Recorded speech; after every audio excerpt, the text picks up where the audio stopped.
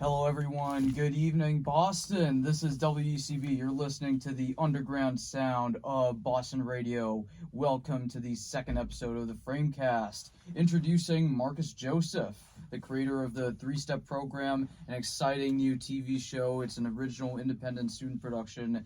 Thank you for coming here, Marcus. Yeah, thanks for me being here. You guys reached out to me out of nowhere. I was like, oh, sure. I was like, okay, that sounds like fun. I'd like to be interviewed about this. So that's why I'm here now. Yeah. So, how are you feeling right now, man? It was really cold outside, isn't it? Yeah, no, that wind is biting. Like, Yeah. Jesus Christ. Valentine's Day is not showing us any love, especially not this Boston weather. Yeah, no, but I'm pretty sure it's kind of ironic though. This is like Chicago's considered the windy city, but I'm pretty sure Boston's considered to be more windy, if not windier. Oh yeah, tell Well, me yeah, about just it. like overall, like just as windy. I mean. Yeah, that's crazy. So, tell me a little bit about yourself and how you got started into film and your journey so far in Emerson. Yeah. Already when we came to when it mean to sorry when it So, means to like yeah. to come to Emerson. It's been an interesting experience. Like I was born and raised here, like in Randolph, Massachusetts, like about 40 minutes south of Boston. Technically, it is the Boston area, but it's not the metropolitan area of Boston. When I was 13, I moved to Miami. Originally though, overall, film was not something I really wanted to get into. I was originally mostly a writer, mostly in the narrative sense. I like to do poetry and like write like narrative like stories, like short fictions, flash fictions, and even like novels. But I really became infatuated with screenwriting, and then from that I wanted to really try directing, which is why I started Three Step Program. Wow, that was really cool. So I'm curious about what other projects have you been involved in ever since coming to Emerson? Yeah, when it comes to kind of the production side of things, I've mostly really ever been like a script supervisor for a few other independent projects. Briefly for Modus Operandi, for And I Love Her, Modus Operandi was directed by Juana Serrano. And I Love Her was directed by, shout out my roommate Otto Pressler. And I was a writer for a few like other like short films. Even for my first year as a freshman, I helped write Love Is Phony, directed by Shadrach Akoy, and Interview with this Consultant under the same director as well. So I've been around. Also, actually more recently, besides Three Step Program, I helped write Cordio, directed by Graham White as well. So I've really liked like writing in general. I mean, most of those like ideas like I kind of came on like late for the projects, but I was really able to like kind of like put in my own like voice for it as well. I'm always gonna be thankful for those guys for like helping me, for basically putting me on at that point, because I feel like writing as a VMA is like having that as your forte. It isn't only ambitious; it's very difficult as well, because there's so many things you can do with other productions. Like there's so many other like things you can fill, but being a writer is a very singular thing. Yeah, you're right. And I'm curious, so a lot of the projects you mainly worked on, were they mainly short films? Yeah, they were mainly short films. Modus Operandi specifically actually is a really ambitious project, because it's basically feature length, and like seeing like Juana's work and seeing all the actors as well, like it was very impressive. It was very impressive. Yeah, tackling a TV show, I imagine, is also pretty ambitious. You have this very long arc, multiple episodes, and so I'm curious. What made you want to endeavor to make this a show as opposed to a standalone film? I've really become infatuated with like long form storytelling, and sometimes movies kind of can't do as much. It's besides like having like a franchise, and franchises aren't relatively that good, especially at this time in like the movie industry. I've really become infatuated with like watching TV shows that you see these characters develop over years, if not even really basically decades. Some of my favorite TV shows are like Mr. Robot, created by Sam Esmail, Sopranos, The Wire, starting Fargo. I'm starting True Detective. Like I just really been even Mindhunter and David Fincher directed a lot of those episodes. House of Cards. I really even Maniac. Maniac is actually the one of the main what you call it, inspirations for Three Step Program as well. And what I've really found with those TV shows is that I think overall I do like the kind of like grandiosity that movies kind of have. Like when like there's nothing else that you can kind of replicate by suspending yourself in a theater with other random people that you don't know. You may have like what popcorn or first a few snacks, but overall though, like TV shows, I just love long form storytelling, especially like the characterization that can be stretched for across seasons. I'm not gonna have multiple seasons, more of a limited series, but doing that within an extensive period of time across like I said, extensive period of time means a lot to me as well. Yeah, that's really cool. What would you say are some of the shows that you're currently obsessed with and can't stop watching? I mean, we always have those shows. Like for me personally, I would have to say that it's The Bear. Like, yeah, there's just something about like the character's internal ambition too. I feel like that's something that we all can relate to. This drive and ambition. So. Yeah, the Bear is it's a great TV show. I love the cast. John Bernthal's one of my favorite actors. Even though he's kind of like more of has like a guest role in a TV show. Yeah. Like that entire everybody on that cast has acted like rent was due. I don't know if I can swear on here, but I mean, yeah, maybe. Okay. I wish we could. Okay.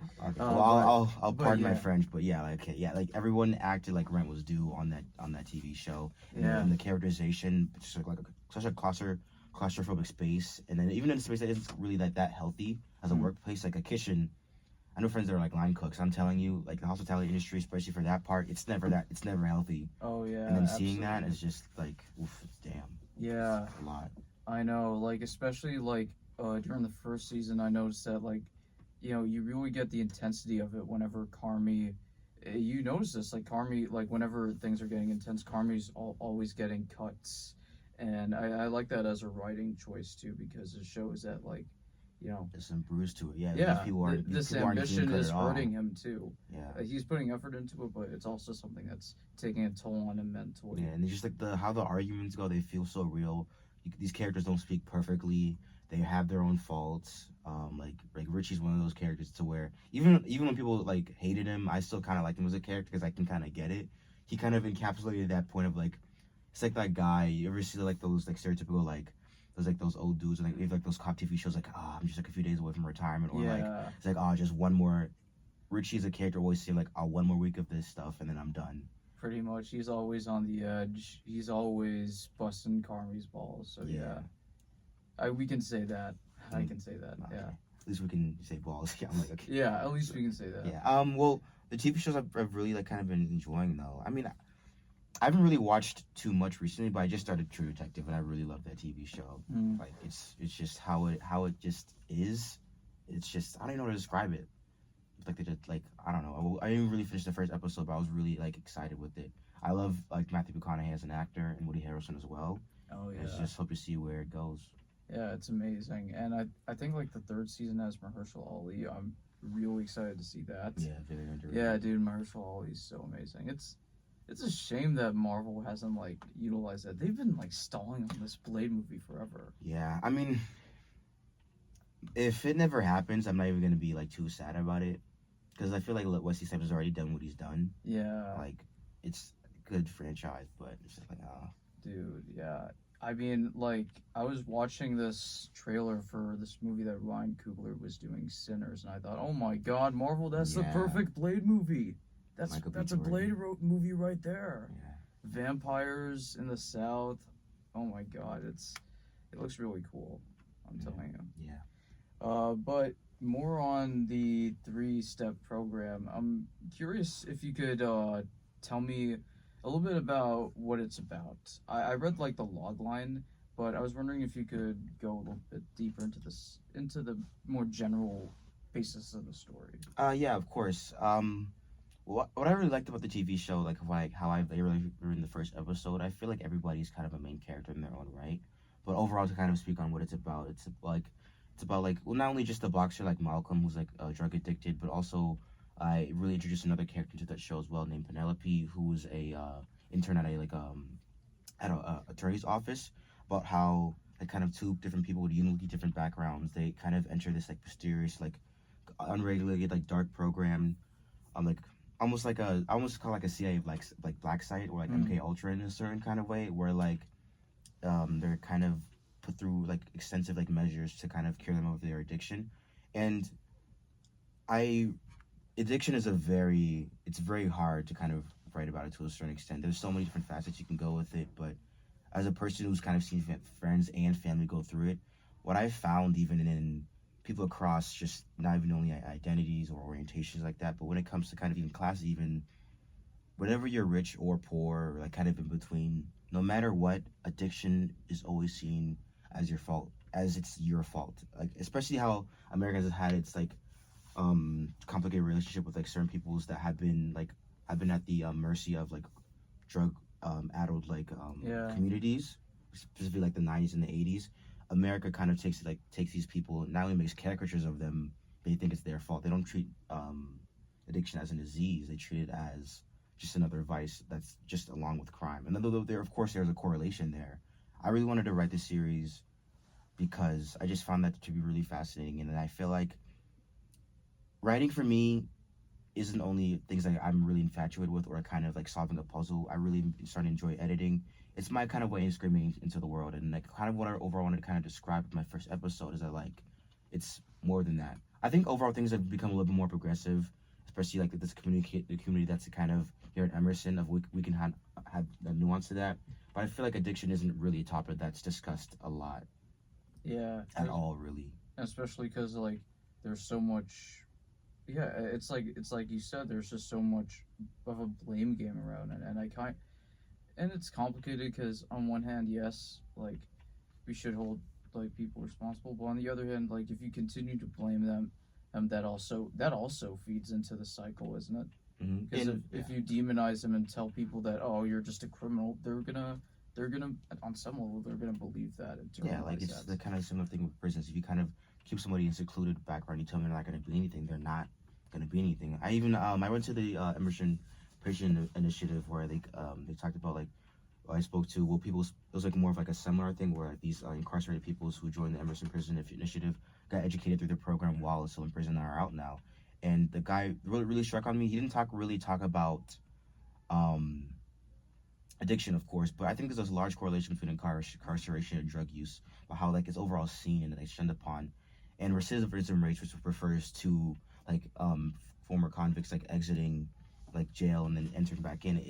It's high when they don't have education, but it's extremely low when they don't. Recidivism rates are 50%, like as the rates of like a convict and like former incarcerated person going back into prison. It's 50% when they don't have education, but it's like 2% if they do. I think the same thing can kind of be said about drug addiction. If you kind of bolster people and tell them that they're more than their vices.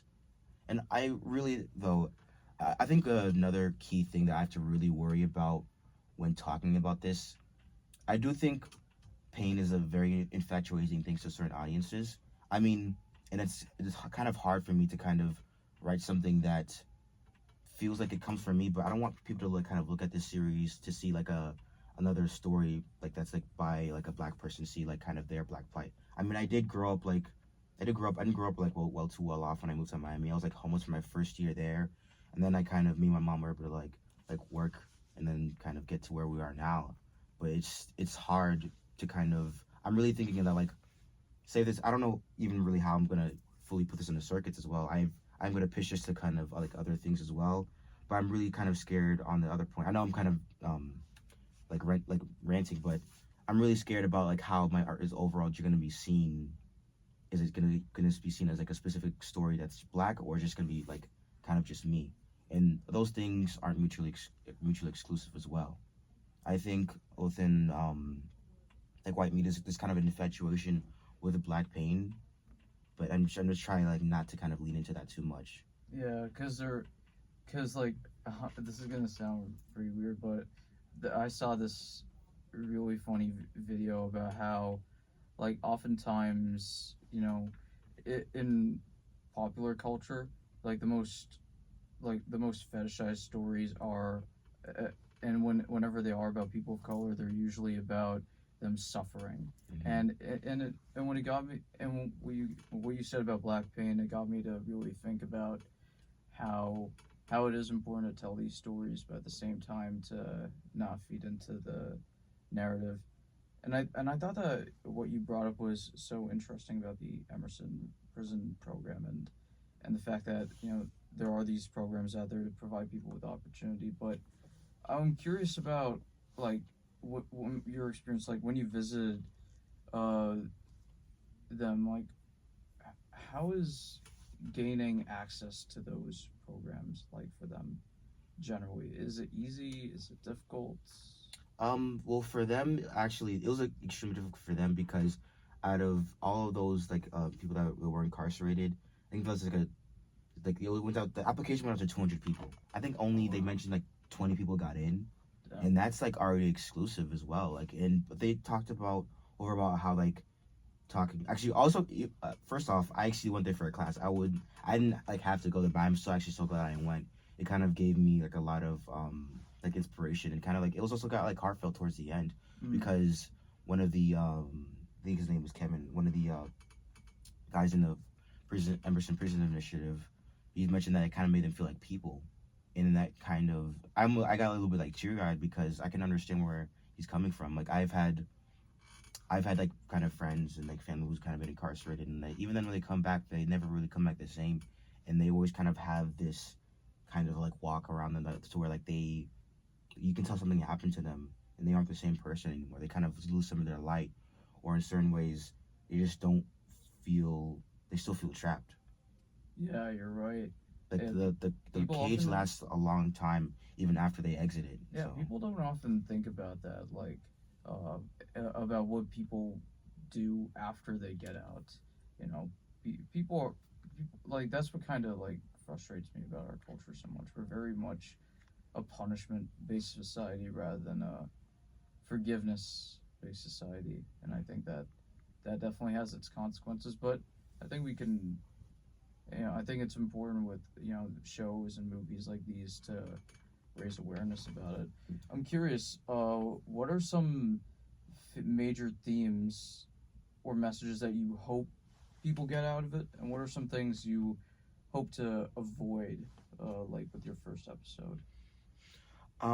I think the major theme even kind of comes across between like multiple characters, even the characters that Proctor's one of the main characters in the show as well, who's an older man compared to like Malcolm and Penelope who are in their 20s, who's very smart at what he does. He's like this kind of like this doctor psychiatrist and like also like psychotherapist as well, who kind of created a 3-step program to kind of rid people of their addiction, but not by inherently through like kind of therapy and realizing that they can be fixed or like talking to these people, more so by kind of having their subconscious like look back at them or kind of like using more invasive like mental procedures, almost like an MK Ultra kind of deal to kind of cure addiction. And I mean, I don't want to kind of, I mean, I can kind of spoil it. The reason why he does so, kind of recreate a program because somebody, like a brother of his, died of addiction, and he never understood like why he did what he did. He almost even saw it as a suicide as well. And I think a lot of people view that even certain cases as well. Not even between more famous people that die, but in terms of like, oh, this person gave up on life. They kind of like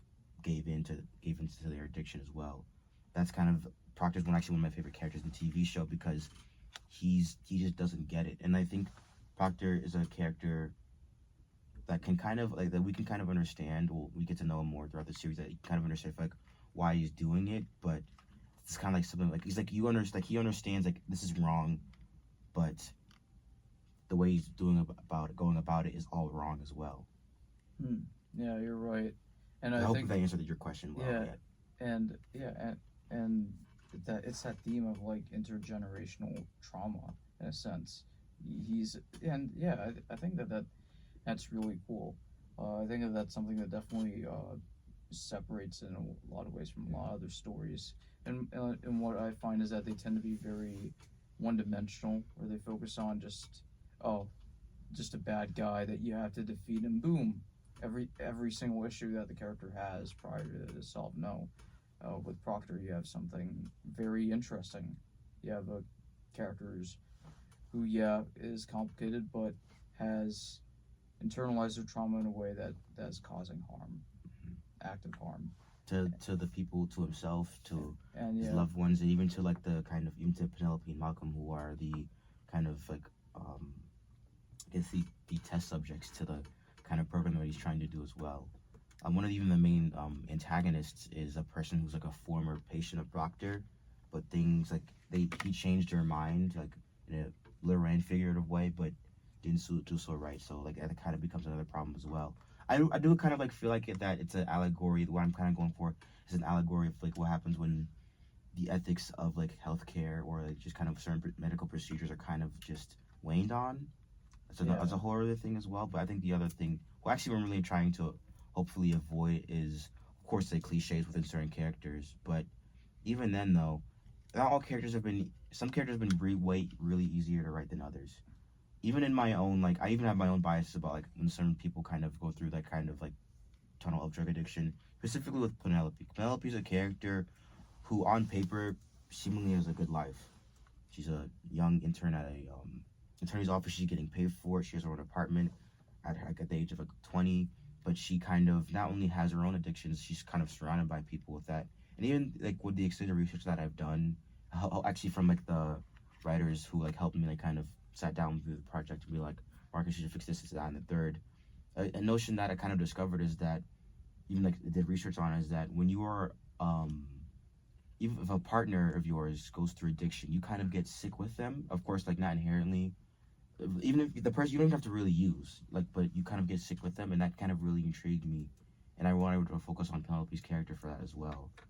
Yeah, that's really interesting. Yeah, it's cool of you to have this balance. You have like one character who is from not so good background, one who is, and you focus on the ways in which addiction affects both classes. Yeah, like I was even thinking about like not adding Penelope as a character at all. I initially thought of Malcolm. Like I boxed myself in Miami. I've seen the kind of kids who are at risk, who like kind of didn't, who needed boxing way more than I did. I mean, I wasn't doing the best, but who needed boxing way more than I did, and I was like, that became a character that was way easier for me to write.